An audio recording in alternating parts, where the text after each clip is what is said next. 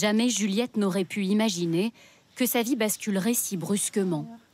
C'était il y a 9 ans, avec un homme qu'elle considère alors comme un ami, un homme en qui elle avait toute confiance, qui lui aurait proposé un simple verre de vin.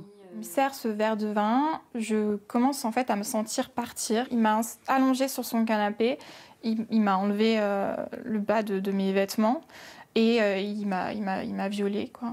Donc à ce moment-là, je lui ai dit que je voulais pas. Je lui ai dit non, amène-moi à l'hôpital. Enfin non, quoi. Et il en avait rien à faire. Il m'a dit chut, tais-toi. Mentalement, j'étais consciente de ce qui se passait, mais j'étais incapable de réagir. Mon corps était mou, quoi. C'est comme si j'étais prisonnière de mon propre corps. Selon ses souvenirs, l'homme l'amène ensuite dans la salle de bain avant de la déshabiller entièrement. Ensuite, il m'a mis dans ce bain d'eau froide là pour me réveiller, quoi. J'étais à moitié inconsciente, j'aurais pu y mourir. Lui, il est parti se coucher, tranquille, quoi. C'est bon, quoi, moi je suis tranquille, je vais me coucher sereinement. La jeune femme a tenté d'oublier cette histoire pendant 8 ans.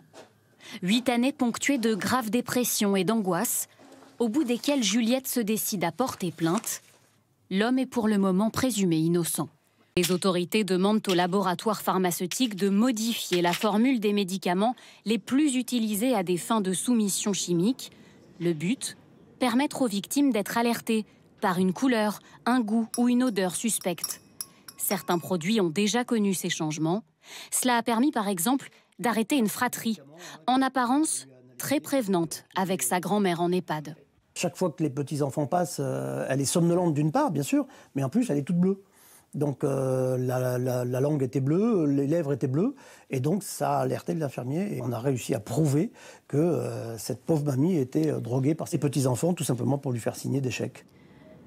Une mission gouvernementale sur le sujet devrait rendre ses conclusions au printemps.